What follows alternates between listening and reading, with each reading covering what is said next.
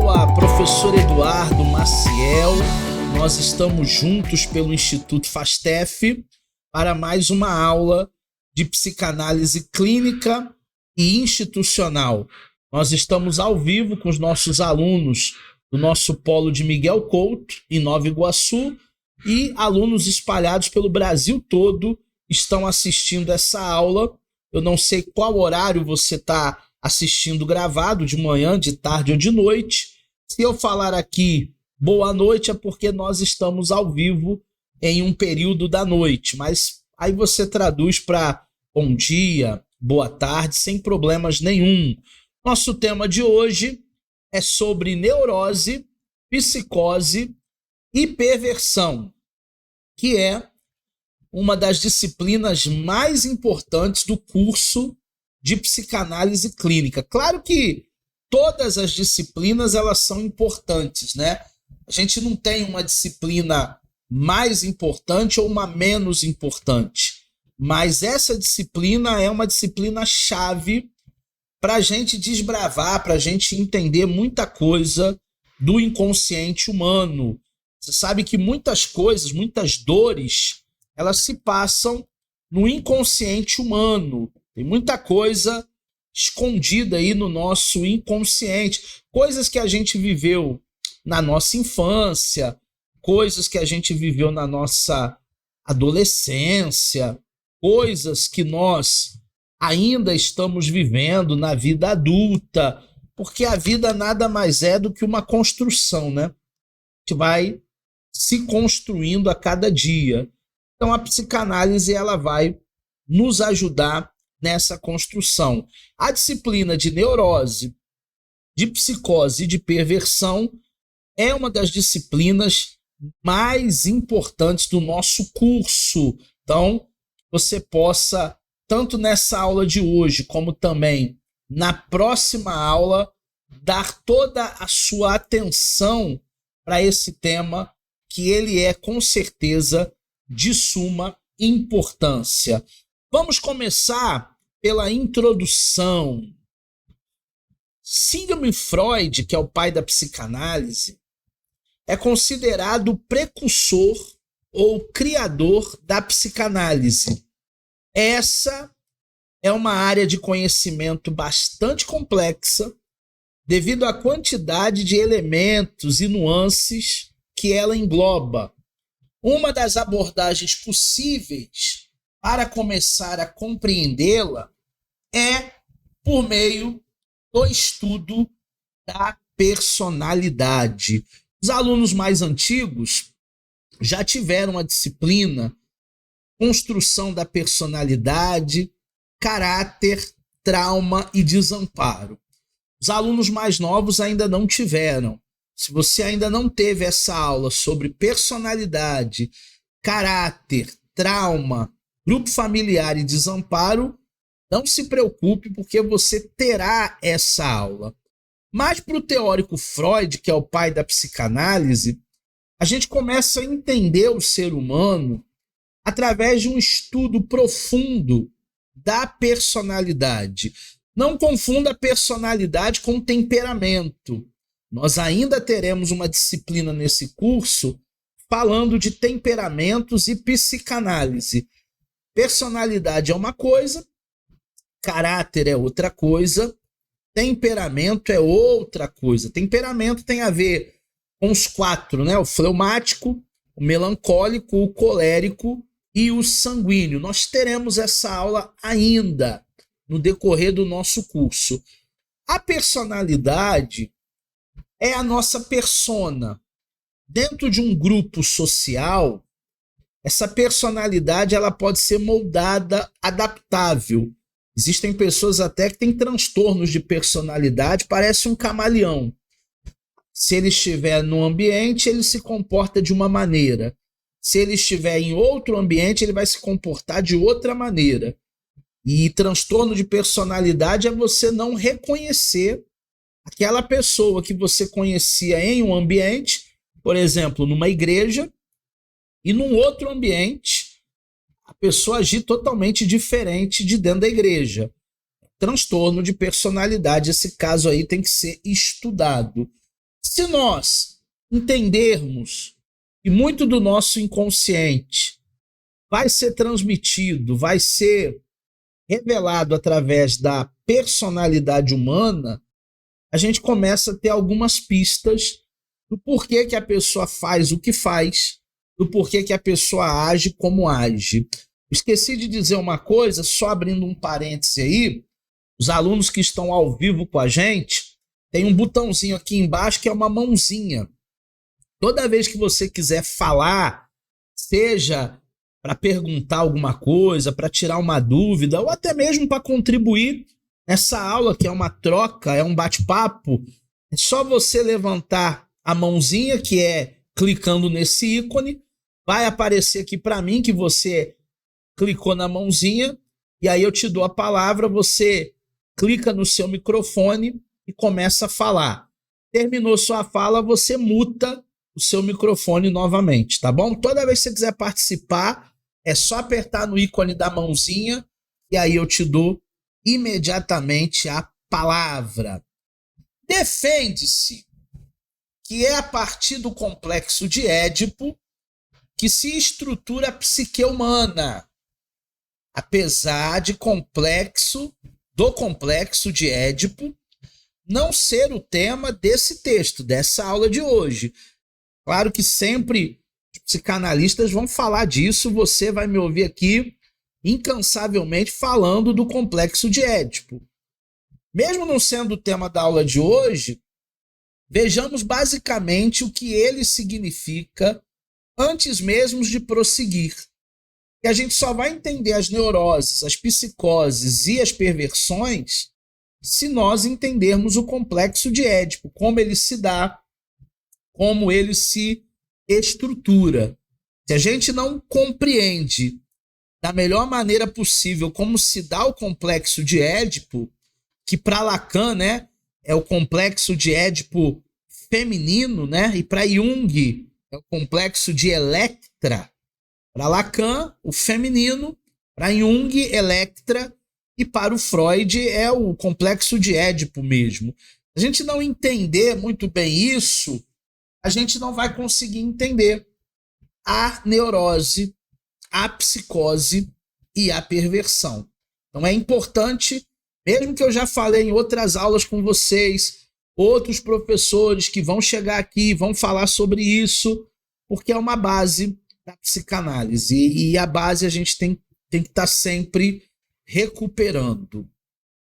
O termo complexo de Édipo foi criado por Freud para designar o conjunto de sentimentos hostis e amorosos que o filho sente em relação à mãe. Seriam os desejos que surgem de forma inconsciente durante a infância. Vocês estão vendo, né? Essa figura, deixa eu até voltar uma tela aqui, que você vai ver melhor. Vocês estão vendo essa figura. Abre o microfone alguém aí e traduz para mim o que você entende nessa figura. A família deitada, o pai de cara feia e o menino feliz. Mas também está muito feliz, não. Uma intrusão. Por que o pai está de cara feia? O menino está no meio. Exatamente. O menino, garoto aqui, o filho, né? Ele está disputando a atenção, o amor da mãe. É por isso que tem criança que fica bem o dia todo com a mãe, até o pai chegar do trabalho. Chegou o pai do trabalho, a criança começa a chorar, ela não quer ir para a cama dela, ela quer dormir na cama dos pais, o que é um erro. Essa permissividade é um erro. O lugar do adulto é o lugar do adulto. O lugar da criança é o lugar da criança. Porque senão, se não houver regras, essa criança que hoje não tem limites, amanhã será o adolescente sem limites. E futuramente será o adulto sem limites, que nunca ouviu a palavra não. Existem pessoas que têm problema com hierarquias. Eu estava até aqui em São Paulo, em São José dos Campos, numa igreja domingo, e o pastor estava pregando sobre hierarquia. E ele dizia, né, pastor Carlito Paz, ele dizia na igreja domingo que se uma pessoa tem problemas com liderança, ela não está nem preparada para ir para o céu, porque no céu tem hierarquia. Lá no céu tem Deus, tem Jesus, tem o Espírito Santo, tem anjo, tem arcanjo. O céu é organizado. Se nós temos problemas com lideranças aqui na Terra, de duas uma, ou a gente não vai se adaptar muito bem no céu, ou a gente vai querer ir para outro lugar que não seja o céu, que não tenha hierarquia. A pior notícia que existe, eu como teólogo, para dizer é que também fora do céu existe lá uma hierarquia. Então, as coisas são organizadas. Uma criança que não teve limites, e o complexo de Édipo não foi superado, esse corte ele não foi feito, ele vai achar que é o reizinho a vida toda. E ele vai disputar inconscientemente esse amor pela mãe, essa atenção pela mãe, olhando para o pai como se um pai fosse um rival.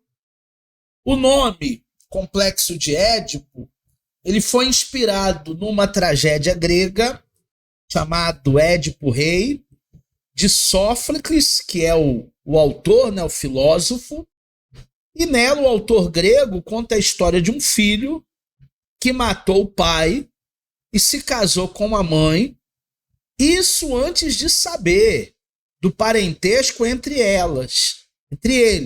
O filho não sabia que era a própria mãe, mas se apaixonou pela mãe. Quando descobriram serem mãe e filho, já haviam inclusive constituído uma nova família. Já estavam até morando juntos. Foi até um incesto aí. Com a notícia, a mãe não suportou, se suicidou, enquanto Édipo, o filho, arranca os seus próprios olhos. Obviamente, isso é um mito da mitologia grega, mas Freud pega emprestado essa história para teorizar esse complexo, que é complexo, até redundante, né? Essa relação entre pais e filhos. Pai e filho, sexo masculino, mãe e filha, sexo feminino, porque também há complexo de Édipo feminino, que para Jung é o complexo de Electra.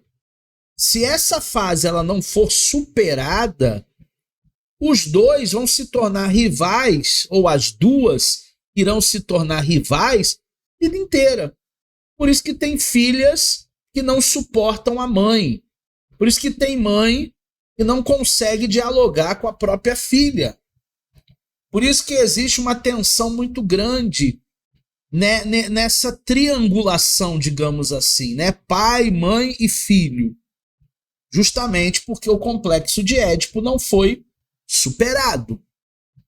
Para tratar o fenômeno de identificação entre filha e mãe, Freud vai se utilizar do complexo de Édipo feminino. Nesse, a identificação da filha com a mãe seria tão intensa que a primeira, a mãe, competiria com a segunda, o amor do pai.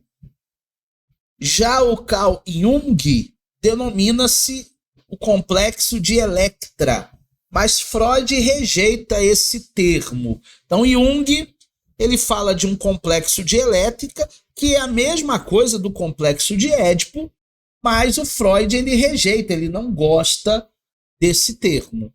Então é importante nós entendermos que o primeiro passo aí da psicanálise, vocês que estão dando os primeiros passos, são aspirantes em psicanálise, compreender essa rixa, essa disputa, mesmo que seja inconsciente. Ah, eu amo meu pai, amo de paixão. Eu amo minha mãe, amo de paixão. Mas as atitudes no cotidiano não são atitudes de pessoas que verdadeiramente amam. Ela não está vendo isso porque é inconsciente. Mas em alguns momentos a gente vê os nossos próprios filhos ingratidão, raiva, ódio.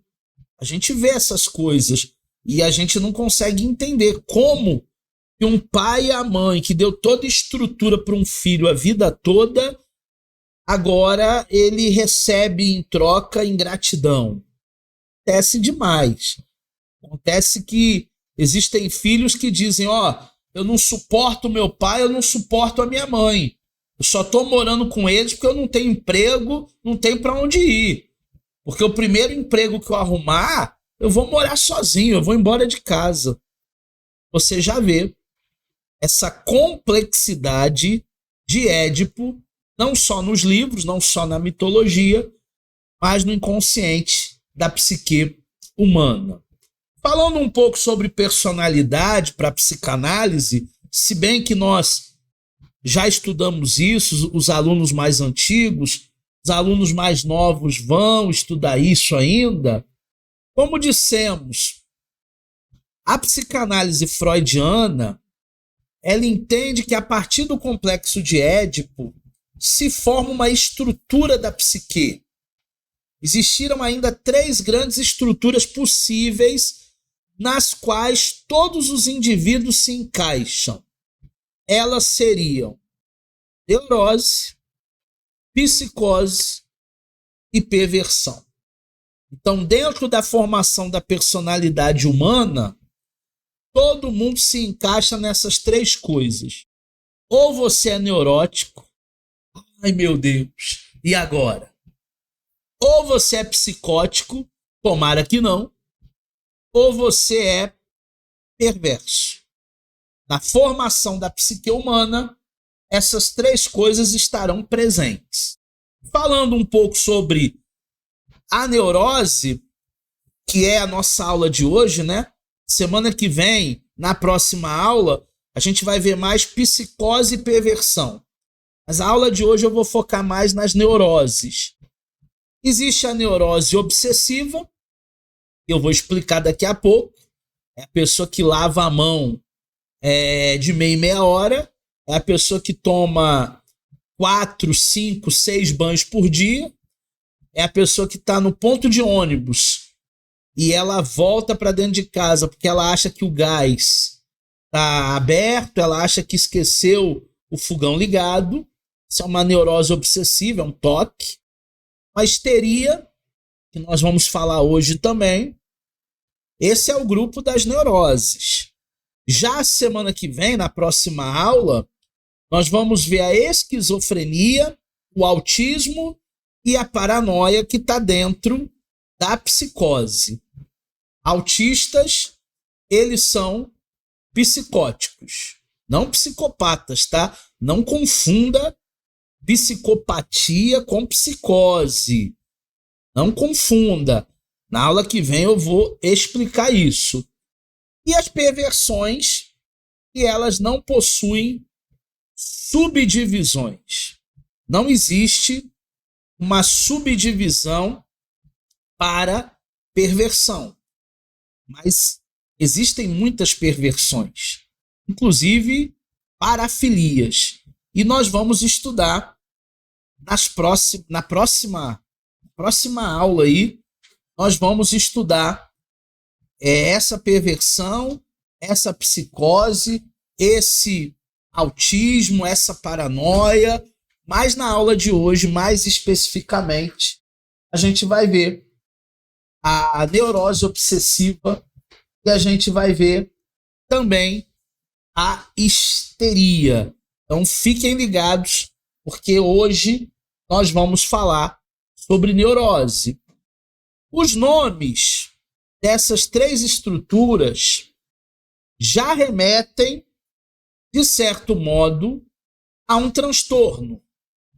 Dizer que todos os indivíduos se encaixam em alguma dessas estruturas mentais significa que todos são doentes? Não é bem assim. Dizer que todo mundo se encaixa ou na neurose, ou na psicose, ou na perversão é doente, a gente não pode dizer isso. Isso é até muito pejorativo, isso é até muito pesado. Falar que uma pessoa é doente é pejorativo, né? Ou dizer que alguém não é normal. Ah, fulano não é normal. Mas quem é normal? Ananias é normal? Não. Priscila é normal? Não. Cristina é normal? Não. Marilene é normal? Não. Eduardo é normal? Também não. Essa normalidade dentro da construção da personalidade, da psique humana, ela é subjetiva. O que é ser normal? Ah, mas ele é bem diferentão, né?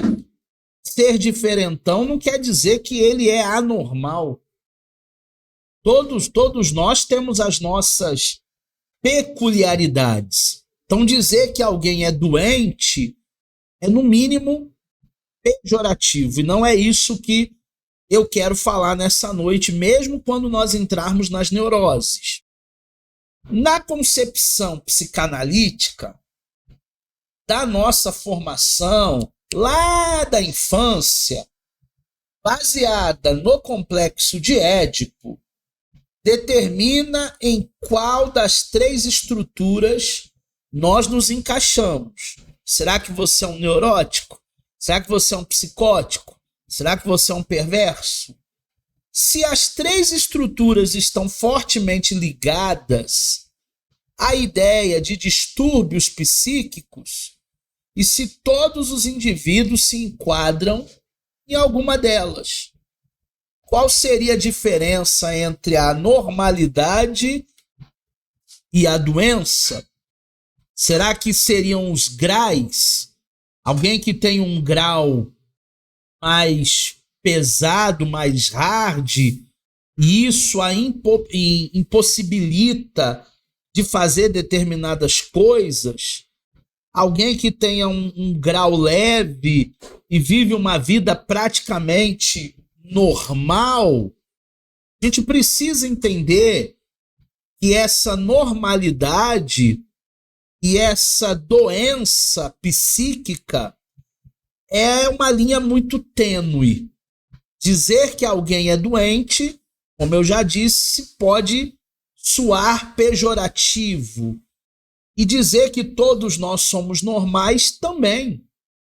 É um exagero, é um excesso, porque ninguém hoje, nesse mundo estressante que nós vivemos, vive uma vida normal.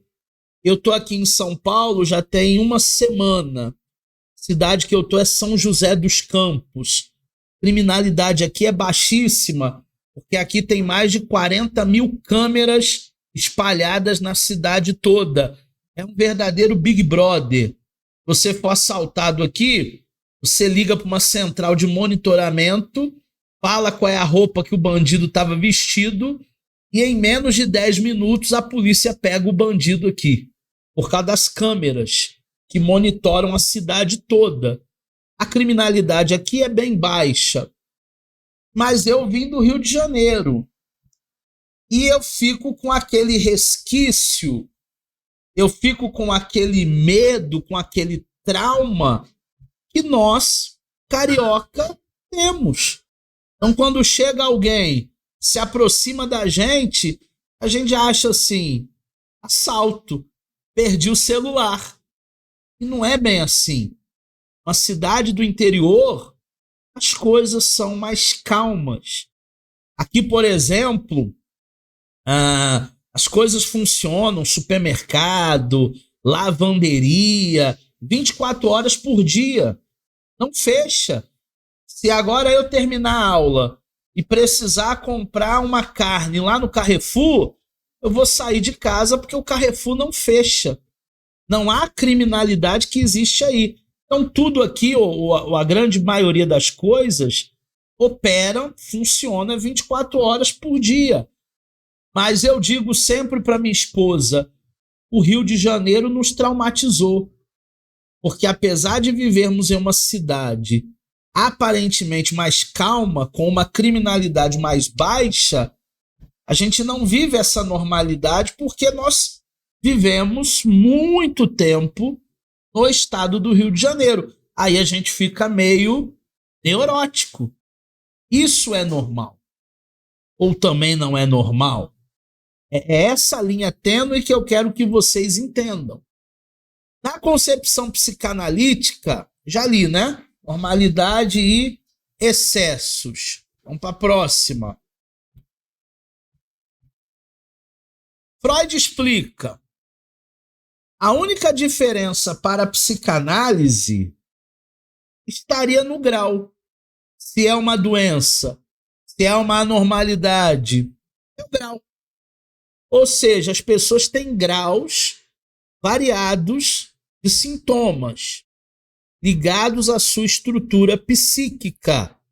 Por isso que quando alguém diz assim, ai, fulano, você perdeu seu pai, eu sei o que você está passando, eu também já perdi o meu pai, foi muito difícil para mim, foi muito doloroso. Mentira! Subjetividade. Eu não sei o que você está sentindo quando você está enlutado por um pai, porque existem várias coisas, variantes, que vão resultar na sua dor ou não, no seu luto ou não. Se aquele pai não foi um bom pai, se aquele pai foi um déspota, um crápula, um canalha, você vai ter até alívio. Alguns vão dizer assim, ainda bem que aquele progenitor lá que se dizia meu pai se foi. Aquilo ali não prestava, nem o inferno que é ele. Não vai ser a mesma dor que eu sinto quando perder a minha mãe ou quando perder o meu pai, se foi um pai ausente, um presente, se foi uma mãe presente. É subjetivo. Esse grau é o que vai diferenciar, porque cada um vai sentir o sintoma em uma determinada intensidade.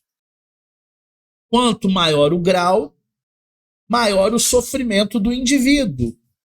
O sofrimento derivado desses sintomas psíquicos resultantes da estrutura mental constituída a partir do complexo de Édipo. É o que leva à procura do tratamento psicológico. Se as pessoas cuidassem melhor da sua saúde mental, o mundo estaria melhor. Por que tantas guerras? Por que tantos traumas? Por que tanta destruição? Por que tanta mágoa? Porque as pessoas não cuidam da sua psique, da sua saúde mental. Elas precisam procurar psicanalistas. Vamos falar agora de neurose. É a nossa primeira parte da aula de hoje. A nossa primeiro tema, né, da aula de hoje são as neuroses. E é um tema extremamente amplo. Tem muita coisa para a gente falar dentro das neuroses humanas. Esse material, os slides, eu mando para vocês no grupo de alunos e também você tem a sua apostila, o seu material, que tem tudo aquilo que eu estou falando hoje sobre neuroses. Um dos principais assuntos estudados pela psicanálise é a neurose. Porém, até hoje, é muito comum a dúvida sobre o que é neurose, sobretudo devido à amplitude do termo. Em um conceito geral, ela pode ser considerada, a priori, uma doença psíquica. Obviamente, é dentro de um conceito geral, generalista. Agora, todos nós temos o nosso grau de neuroses. Todos nós temos as nossas neuroses. Tem gente que tem a neurose de dormir de luz acesa. Eu conheci uma pessoa, anos atrás, que ela dormia com a luz acesa e ela dormia com uma vela. Na época não tinha lâmpada de emergência. E aí uma vez eu perguntei, mas por que a vela? E ela dizia, não, porque se acabar a luz de madrugada, eu tenho a vela. É até perigoso, né? Causar um incêndio. A neurose. Dormir de luz acesa é uma neurose. Ou tantas outras neuroses que as pessoas elas vão demonstrando ao longo dos anos. Eu, por exemplo, a minha esposa acha muito engraçado isso em mim. Desde quando eu casei, ela fala isso de mim. Quando eu vou comer, quando eu vou me alimentar, a minha comida, olha a neurose, hein? Olha o grau de neurose. A minha comida, o meu prato, ele tem que ser todo separadinho. Não tem gente que bota o feijão embaixo, o arroz por cima, depois bota a carne, ainda mistura tudo para comer? Eu não. Eu, quando monto meu prato, ela dá risada. Eu coloco num canto o arroz, no mesmo prato, em outro cantinho a carne, em outro cantinho o feijão. Se tiver uma farofinha, eu coloco num outro cantinho. É um prato ali dividido por 4. E que é isso? É uma neurose. Ah, mas não vai juntar tudo quando comer? Vai. Mas visualmente no prato é a minha neurose. Você também tem suas. Assim é possível entender neuroses como fenômenos gerados por um conflito psíquico que envolve a frustração de um impulso instintivo. Além disso, conforme pontua a psicanálise, a neurose também é resultado de nossas experiências. Todas as suas experiências vividas, vivências. Cada um aqui vem de um histórico, cada um aqui vem de uma cidade, cada um aqui vem de uma família. Seu pai não é igual ao meu, a sua mãe não é igual à minha. E esse histórico familiar, ele diz muito sobre nós.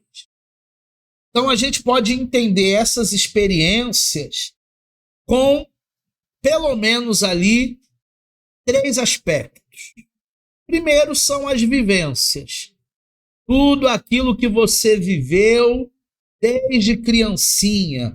Quem brincava, quem não brincava, quem ia para a escola, quem não ia para a escola, quem aprontava muito, apanhava do pai, da mãe, quem não aprontava nada, era bonzinho, caladinho, vivências. Segundo aspecto são os traumas. E esses traumas a gente vai acumulando ao longo da vida. Começa na infância, passa para adolescência, puberdade, chega na vida adulta. E por último, os recalques, que para a psicanálise é tudo aquilo que você gostaria de fazer e não faz. Tudo aquilo que você gostaria de dizer e não diz. Tudo aquilo que você gostaria de viver e não vive. Se eu não vivo, se eu não faço, se eu não digo, eu recalco. E isso vai trazer marcas para mim. Ao ir mais além, ela é entendida também como problemas relacionados à fixação da libido e à fixação problemática. Como assim?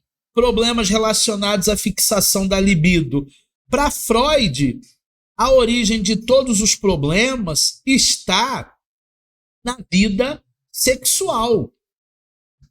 Lembrando que quando falamos em vida sexual, não é só sexo, não é só coito, não é só necessidade fisiológica de um homem para com uma mulher, de uma mulher para com um homem, não é só isso. Mas para Freud, todas as dores humanas está ligada sim à sua sexualidade. Quando alguém é bem resolvido na sua sexualidade, esse alguém terá muito menos neuroses, muito menos psicose, muito menos perversão. Por isso que temos que ser bem resolvidos em todas as áreas. O estudo de Freud sobre as neuroses, a sua autoanálise consistia em encarar de forma calma os seus próprios fantasmas, mentais. Olha só, hein? Freud tinha fantasma mental, coisas que lhe assombravam. Se Freud, que era Freud, tinha fantasma mental, você não vai ter, cara pálida. Eu não vou ter, cara pálida. Coisas que me atormentam, coisas que me tiram sono, coisas que me tiram a paz, todos nós teremos fantasmas mentais. Assim, ele buscou avaliar como afetavam. A sua autoanálise se voltou para memórias da infância após perpassar assuntos da sua vida adulta. Qual é a palavra aqui, professor? Autoanálise. Você precisa começar a fazer autoanálise. E a autoanálise começa quando? Quando você termina a sua sessão de terapia. Quando a doutora diz para você assim, olha, hoje terminamos por aqui, nos vemos na próxima sessão de terapia. É aí que você começa a autoanalisar. Autoanalisar o quê? O que foi dito na terapia. Não só o que foi dito pela sua terapeuta, mas o que foi dito por você. Você precisa se ouvir. Por isso que muitas vezes na clínica você fala coisas e aí eu ou a sua doutora de data vai dizer assim, repete para mim o que você falou. Mas não é porque nós não entendemos e queremos que você repita. É porque você não está se ouvindo. E você precisa fazer autoanálise. Você precisa parar para ruminar tudo aquilo que você traz para a terapia, para que você seja um ser humano melhor. Aqui no apartamento que eu estou morando, havia uma pessoa que morava aqui, e é até a dona do imóvel, e ela vai completar esse ano 100 anos de vida. Ela está com 99 e ela vai completar 100 anos de vida. O que leva uma pessoa a ter tanta longevidade, viver tanto? Pode ter certeza que ela, provavelmente eu não a conheço pessoalmente, mas provavelmente ela tem saúde mental. Ela não fica recalcando a maioria das coisas que nós recalcamos. Ela não fica estressando ninguém, enchendo o patovaco de ninguém. Gente, nós fomos criados por Deus para sermos felizes. E quem é feliz, isso é uma máxima, hein? Está escrito lá em 3 Eduardo, capítulo 4, versículo 2. Quem é feliz não tira a paz de ninguém. Não tira a alegria de ninguém. Você precisa fazer autoanálise para ser feliz, para ser uma pessoa realizada, para se ver não através do outro, mas fora do outro. Ah, eu não sei o que eu vou ser sem o meu marido. Ah, eu não sei o que eu vou ser sem a minha esposa. Ah, eu não sei o que eu vou ser sem os meus filhos. Gente, ninguém nasceu grudado. Existem pessoas que já estão casadas há tanto tempo, mas tanto tempo, que elas perderam a sua identidade, a sua individualidade. E isso é uma coisa que nós não podemos perder. Ah, mas por quê? Porque a gente não vai viver junto para sempre. Como disse o pastor o dia que eu casei, até que a morte vos separe. Então, um dia, ou eu vou primeiro, se Jesus não voltar, ou ela vai primeiro, e aí como continuará a nossa vida daqui para frente? Ela está até dizendo aqui, não, eu não vou primeiro não, vamos junto. Acabou de dizer isso aqui. Gente, a gente precisa se ver não através do outro. A gente precisa se ver como um indivíduo. E nada melhor do que você fazer autoanálise. Freud tinha os seus fantasmas mentais. Outro fator determinante para estudar a si mesmo foi também a morte do seu pai em 1896. Conforme o próprio Freud afirmou, a partir dessa análise de si mesmo, ele passou a analisar os seus pacientes e a fundamentar as suas teorias, inclusive teorias a respeito de ou da neurose. Então, a morte do pai trouxe para ele uma reflexão. O luto traz para a gente uma reflexão. A morte da mãe traz para a gente uma reflexão. Um filho que sai de casa traz para a gente uma reflexão. Uma separação, um divórcio, traz para a gente uma reflexão. Uma mudança de vida, de emprego, de cidade, traz para a gente uma reflexão. São coisas que nós precisamos refletir. O que é neurose? Na teoria freudiana, a neurose é um dos principais pontos da teoria de Freud, assim como ele relaciona a sexualidade. Está vendo como tudo para Freud está ligado à sexualidade? Não ao coito, não ao sexo propriamente dito, mas a sexualidade de uma maneira ampla. A sua importância para a vida mental. Por isso, ao desenvolver a teoria da sexualidade, ele demonstrou diversas origens que levam o homem, a mulher, ao sofrimento. Freud pontuou, dentre essas questões, alguns fenômenos relacionados aos estados corporais específicos que seriam de natureza somática. A gente vai ter uma matéria que são doenças psicossomáticas. O nome da matéria é psicossomática.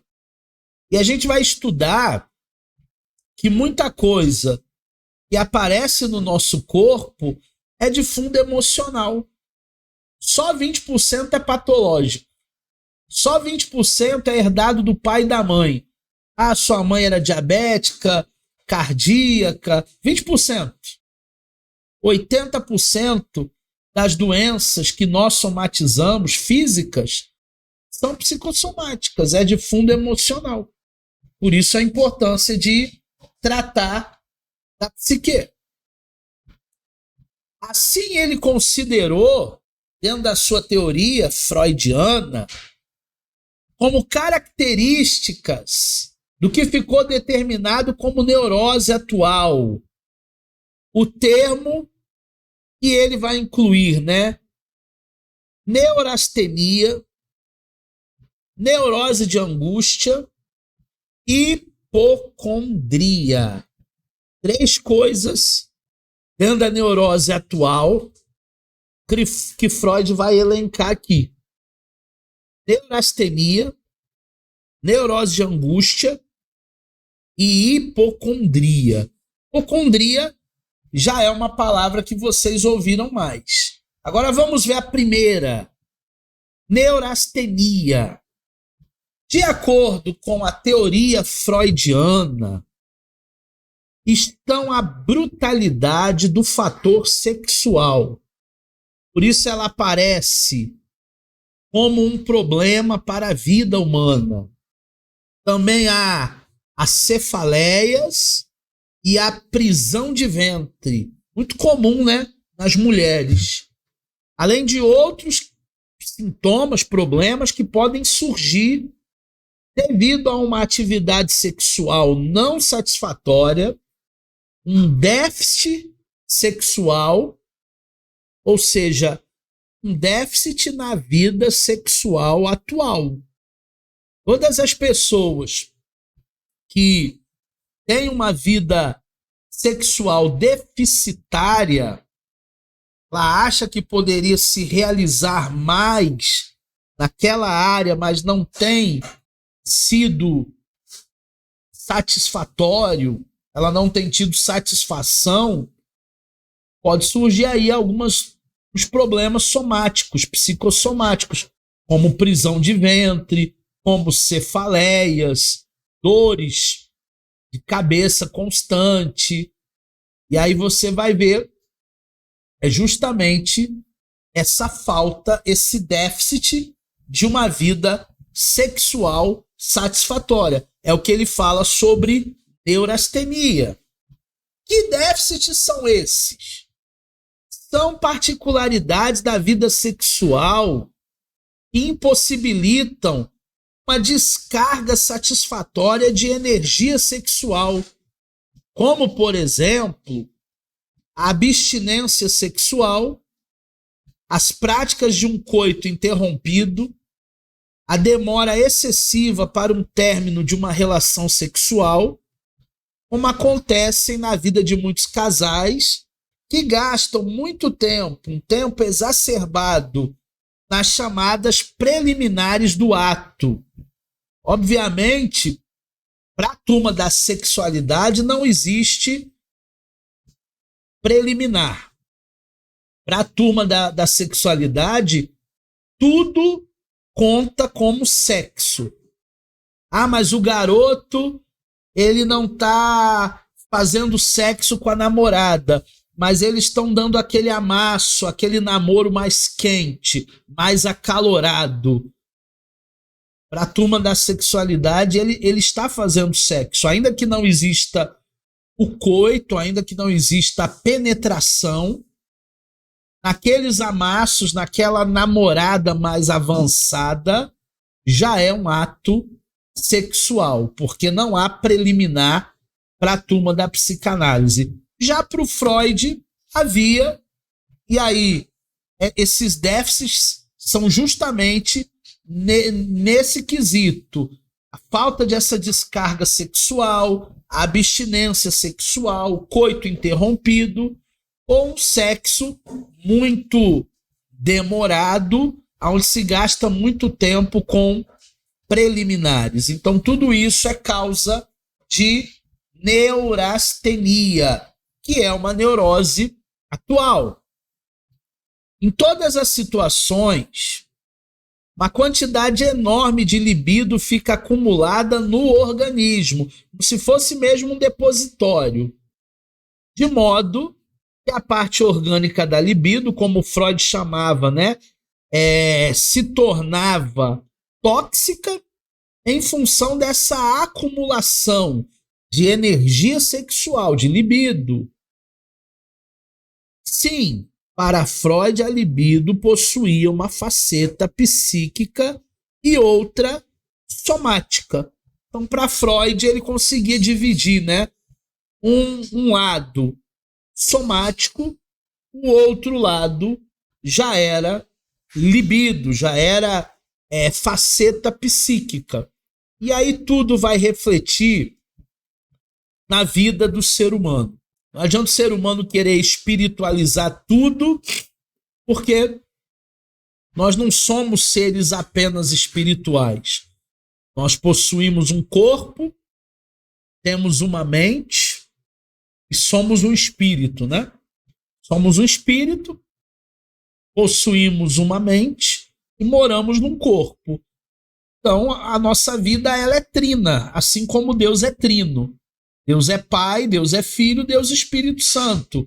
O ser humano é corpo, tem as necessidades corporais, biológicas.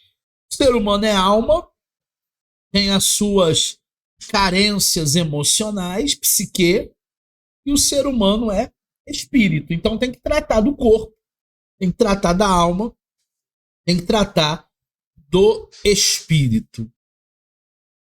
Ainda falando de neurastenia, a psíquica, ao não poder ser descarregada pelas vias habituais, pela via biológica, pode ser deslocada para fantasias, como Freud observava nas neuroses de transferência.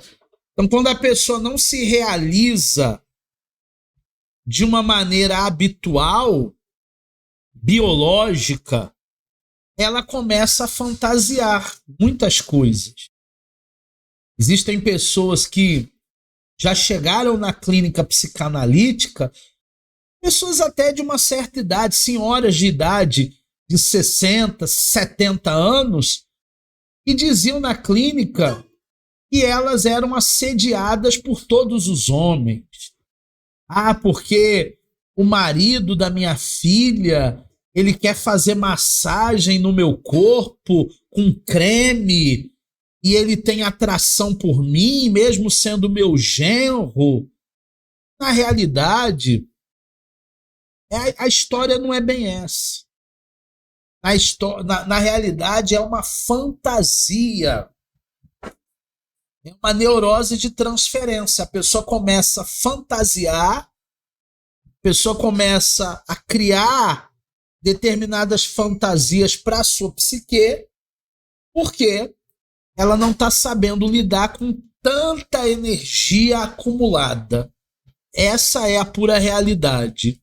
Por não haver uma vida sexual satisfatória, então surgem as neuroses de transferência e a pessoa começa a fantasiar, até mesmo com o genro, até mesmo com outro homem, outros homens. Já existem casos assim. Já na parte orgânica, necessitava mesmo da descarga real. Enquanto essa frequentemente não acontecia, a libido se tornava tóxica, gerando danos dos mais diversos para o corpo, nesse sentido, produzindo sintomas como angústias. A pessoa está angustiada, não sabe por quê. Disfunção em determinados órgãos do corpo. Então, tudo isso é reflexo de uma neurastenia. Deu para entender, turma? Alguma dúvida? Antes de eu passar para a neurose de angústia, antes de eu passar para hipocondria, alguma dúvida? Priscila, Cristina, Ananias? Pode falar, Cristina. Levantou a mão, abre o microfone, eu te ouço. Então, tudo que é neurose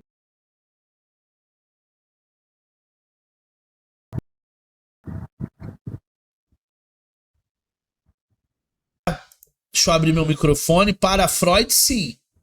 Dentro dessa neurastenia, há um acúmulo de energia muito forte que a pessoa não descarrega, está ligado à sexualidade. Como tudo, tá? Na psicanálise está ligado à sexualidade. Para Freud, sim.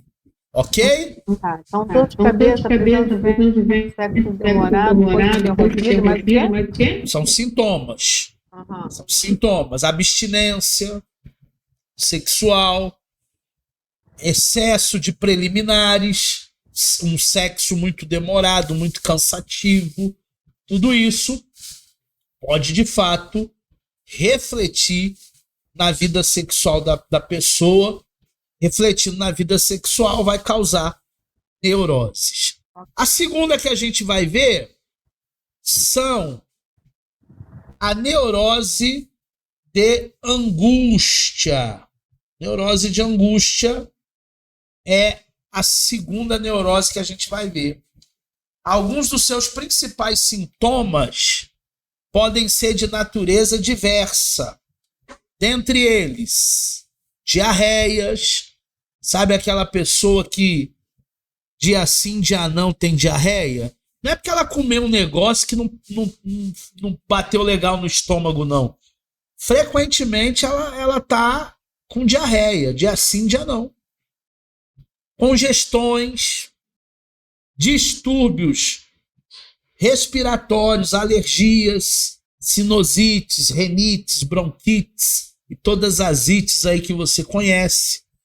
Problemas cardíacos ocasionados por uma neurose de angústia. A pessoa está tão angustiada, mas tão angustiada, que isso vai, de uma maneira psicossomática, aparecer. Vai refletir no corpo, através desses sintomas aí. E mais? Hipocondria. Esse já é mais conhecido nosso, né? Não apresenta sintomas somáticos, como as duas anteriores, né? Porém, leva a pessoa à nosofobia. E que é a nosofobia? É o medo de ficar doente. E esse medo de ficar doente está ligado aos sintomas da neurose da angústia. Agora, medo de ficar doente faz a pessoa se tornar hipocondria. Ela tem uma caixinha de remédio dentro de casa com todos os tipos de remédio. Então ela tem remédio para dor de cabeça, para enxaqueca, ela tem remédio para alergia, ela tem remédio para glicose, ela tem remédio até que ela não precisa, que ela não faz uso. Mas o medo de ficar doente, essa nosofobia, é aquilo que faz com que a pessoa se torne um hipocondríaco. Então tem pessoas que dão um espirro, atim, já liga para a farmácia. O motoqueiro da farmácia não precisa nem do endereço, que ele já sabe onde a pessoa mora. Ele já sabe, ele atende o telefone, alô, seu João, né? Ah, vou entregar daqui a pouco aí. O motoqueiro da farmácia, o entregador da farmácia já se tornou íntimo. E a pessoa é hipocondríaca. Assim, alguns sintomas para ajudar a entender o que é a neurose e o que ela causa. Então vamos ver agora alguns sintomas para a gente entender o que a neurose causa. Os sintomas eles costumam variar de pessoa para pessoa, mas existem alguns sintomas que podem indicar um sinal de alerta para a existência de um transtorno. Entre eles estão, letra A, o medo, as fobias, os pânicos, de situações comuns do cotidiano. Se eu perguntar para você qual é o seu maior medo, o que você me responderia? Abre o microfone aí e fala. Qual o seu maior medo? Acidente. Medo de sofrer um acidente? É. De carro? É. Qual o seu maior medo, Priscila? É o medo de perder minha família. Medo de perder família. Maior medo, apóstola Marilene? Bala perdida. No Rio de Janeiro, né? Misericórdia, medo de bala perdida. Ananias, seu maior medo? Então, eu acho que eu nunca parei de pensar nisso, não. Estou tentando aqui pensar em alguma coisa com medo, mas quando a gente para assim, para analisar de uma forma ampla, aí sim eu vou colocar a questão da família, né? Filhos, pais, né? Isso aí eu acho que é um dos medos que para mim é uma das bases, né? e devido à profissão, às vezes não entrar numa situação em que aumentar o problema e não diminuir o problema numa ocorrência qualquer, mais ou menos nisso. Perfeito. Então todos nós temos os nossos medos. Todos nós temos as nossas fobias, os nossos pânicos. Tem gente que tem medo de barata, tem gente que tem medo de largata, tem gente que tem medo de um avião cair em cima da sua casa. É um medo nosso. Eu estava aqui ontem preparando essa aula para vocês hoje, e aqui na frente do meu prédio aqui, mais ou menos uns 100, 200 metros, talvez um pouquinho mais, 300 metros, tem um prédio muito grande aqui de frente para o meu. E eu não sabia que nesse prédio da frente aqui tinha um heliponto, onde pousa helicópteros. E de repente eu tô ouvindo aquele barulho de hélice e o barulho constante chegando mais perto, mais perto, mais perto. Eu tô achando que o helicóptero tá caindo aqui em cima da minha cabeça. E veio aquele pavor, aquele medo. E aí o Barriga Verde aqui olhou pro prédio do lado e viu que era um heliponto, que alguém deve ter tido uma reunião aqui, algum empresário aí veio rapidinho de São Paulo, pousou aqui, fez a reunião dele, depois o helicóptero foi embora, voltou meia hora depois, uma hora depois, pegou ele aqui e levou ele de volta. Nós temos os nossos medos, as nossas neuras. É o fator de número 1, né? Letra A. Letra B. Alterações de humor sem motivo aparente. Tem hora que você tá muito bem, sorri para todo mundo, fala com todo mundo, brinca com todo mundo. Tem hora que vira a chave, vira a lua. Não sei se você vira lobisomem ou não. Você não quer falar com ninguém, você quer ficar recluso, você quer se trancar num quarto, você tá chato. Alterações de humor sem motivo aparente. Ah, mas há meia hora atrás você estava tão bem, você estava tão legal. Mudou. Da água para o vinho, virou a chave. Letra C. Grande preocupação, muitas angústias, e se mantém mesmo sem uma causa específica. Sabe aquele aperto no coração? Sabe aquele sentimento de que algo ruim vai acontecer? Isso é uma angústia. Ah, mas parece que eu estou tendo uma premonição. Não é. Ah, eu acho que alguma coisa ruim vai acontecer. Não vai. Ah, eu acordei triste hoje, com vontade de chorar. Estou angustiado, o coração está apertado. Será que é alguma coisa com a minha filha, com o meu filho? Ai, deixa eu passar a mão no telefone e ligar para ele. São as nossas angústias, mesmo sem ter uma causa aparentemente plausível. Letra D.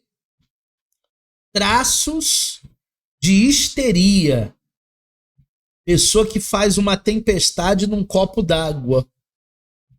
Nós precisamos trabalhar o nosso autocontrole, principalmente como estudantes de psicanálise, aspirantes de psicanálise. Você precisa ter autocontrole.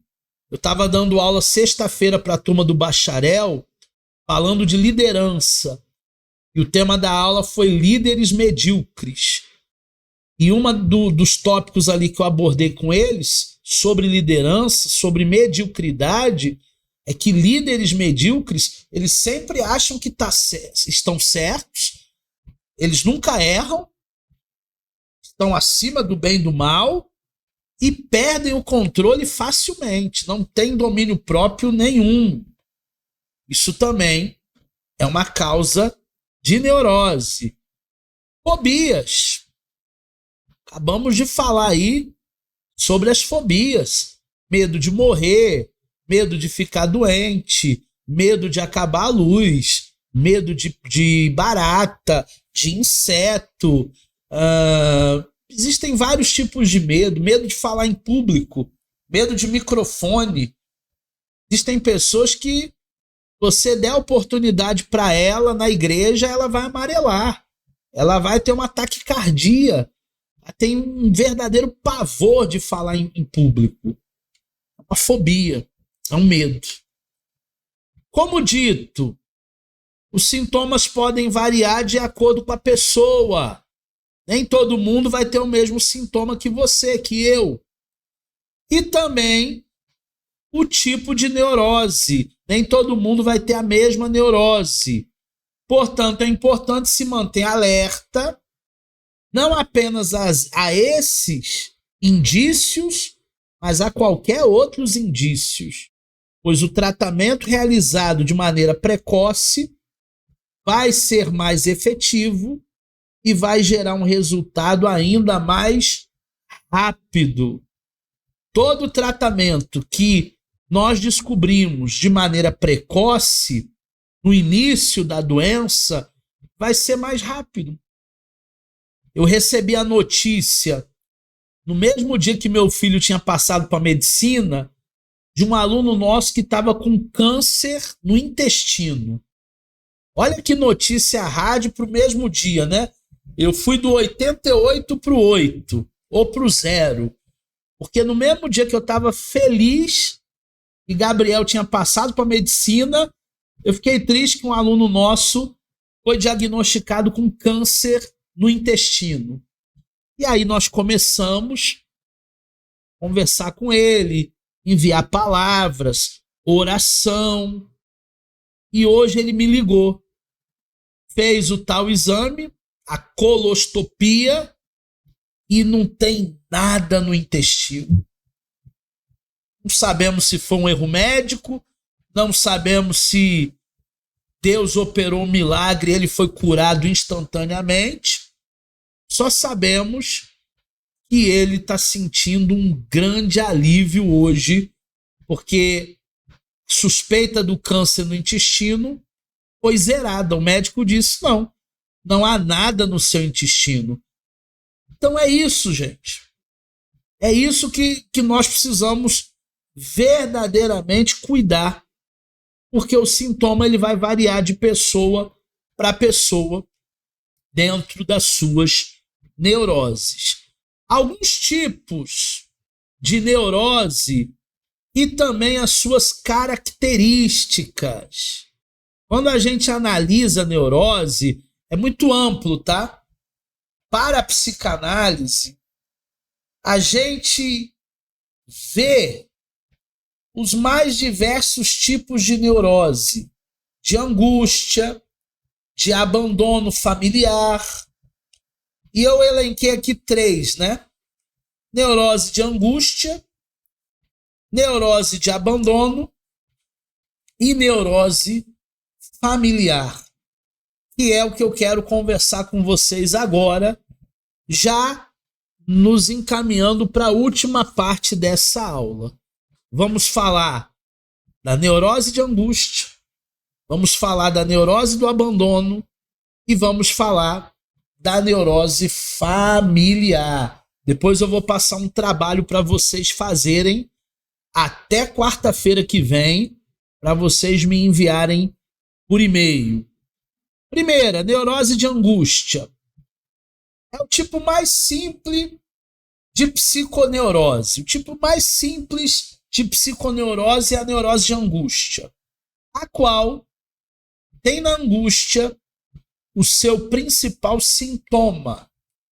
Ela evolui em crises que podem ser mais ou menos intensas nas próximas.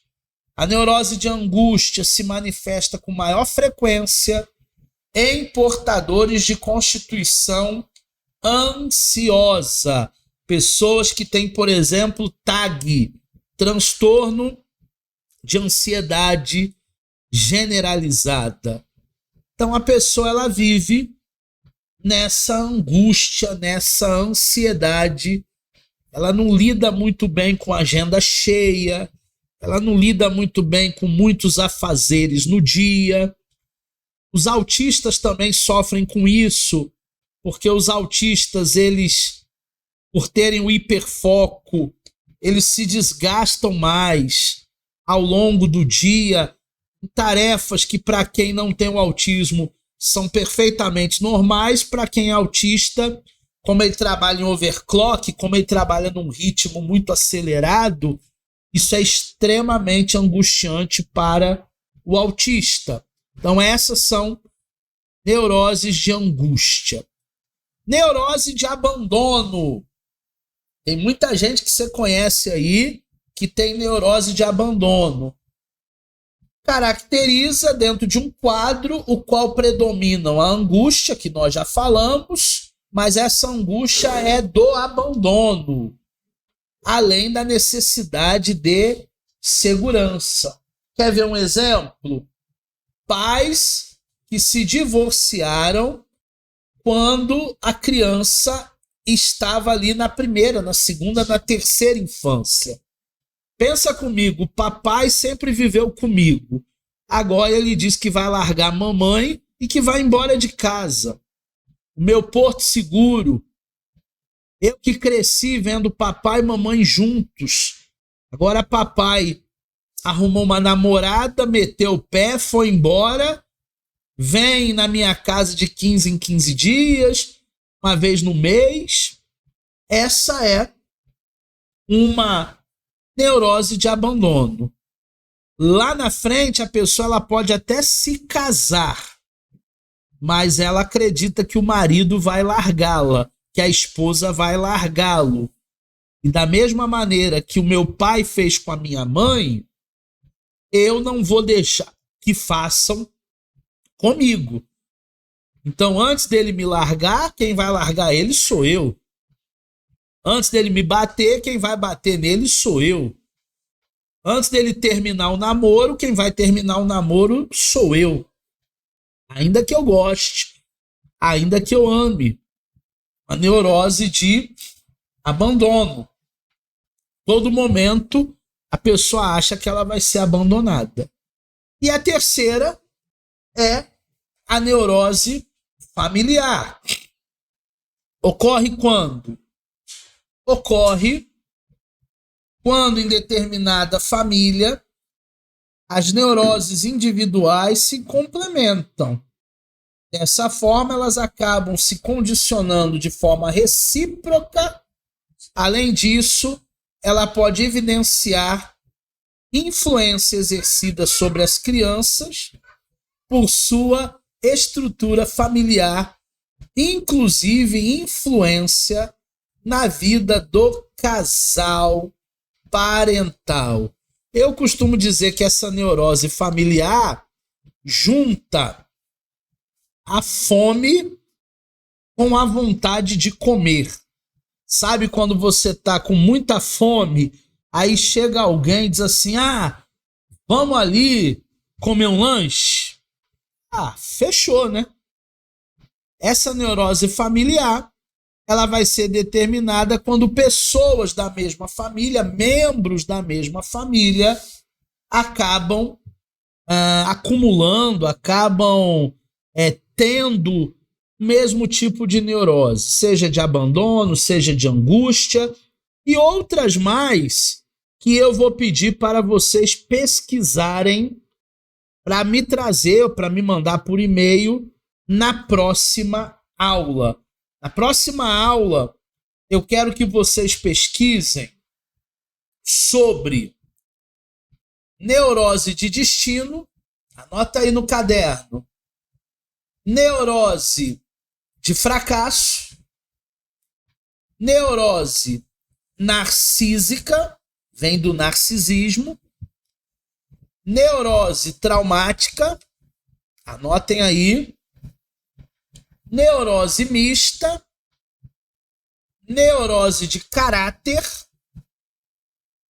neurose de compensação, tem mais aqui, neurose depressiva, neurose histérica desassociativa e de conversão, neurose obsessiva compulsiva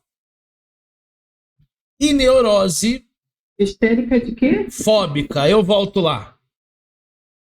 Histérica dissociativa e de conversão. Depressiva, histérica dissociativa e de conversão, obsessiva compulsiva e neurose fóbica. Ah, professor, mas são muitas neuroses, eu vou ter que pesquisar todas elas? Não. Você vai escolher só 3. Vai fazer uma pesquisa sobre 3 dessas neuroses. Deixa eu voltar lá para as primeiras. Ou de destino, ou de fracasso, ou narcísica, ou traumática, ou mista, ou de caráter, ou de compensação, ou depressiva, ou histérica dissociativa de conversão, ou obsessiva compulsiva ou fóbica. Você vai escolher 3. Apenas 3. E aí você vai me mandar essa pesquisa por e-mail. Tratamentos para neurose. Como visto, a neurose é mais um dos transtornos psíquicos estudados pela psicanálise. Assim como os outros transtornos, o seu tratamento é feito a partir de acompanhamento e terapia. Além disso, pode haver também um acompanhamento psiquiátrico que vai prescrever o método a ser realizado. Então, qual é o tratamento para neurose? Terapia, se tiver uma intervenção de fármacos, psiquiatra. Mas em muitos casos não há a necessidade de fármacos, não há a necessidade de psiquiatra. Em muitos casos, eu acho que a terapia já resolve. 90% dos problemas a terapia já resolve. Diferente dos outros transtornos, como por exemplo a depressão, o tratamento da neurose pode dispensar o uso de medicamentos, caso seja seguro para o paciente. O objetivo do tratamento é o combate aos sintomas para propiciar ao paciente uma vida tranquila, uma vida normal. O ano passado, na realidade o ano retrasado, né? 2023, eu estava atravessando um quadro de depressão. E eu fui ao meu psicanalista, fui também ao meu psiquiatra, e o meu psiquiatra, ele fez a receita lá do fármaco, se eu não me engano, oxalopram, porque eu estava em crise depressiva final de 2023. E aí eu fui para o meu psicanalista e ele disse para mim assim: olha, Eduardo, você continuando na terapia, eu te aconselho a não precisar tomar o oxalopram. Eu acho que se você fizer as terapias regularmente, de 15 em 15 dias, pouco tempo você vai sair da crise, em pouco tempo você vai superar essa depressão. Gente, dito e feito, eu não tomei oxalopram, eu saí da crise e eu continuei fazendo terapia, porque 90% dos casos para tratamentos, depressões, né, neuroses, a terapia já dá um bom adianto. Neurose, então, eu acho que é difícil entrar logo com o medicamento. Obviamente, quando você vai ao psiquiatra, a primeira coisa que ele vai fazer é te receitar fluoxetina, oxalopram, mas, no meu caso, eu consegui superar a depressão com a terapia. Na próxima aula, nós vamos falar de psicose e também de perversão. Não perca a próxima aula.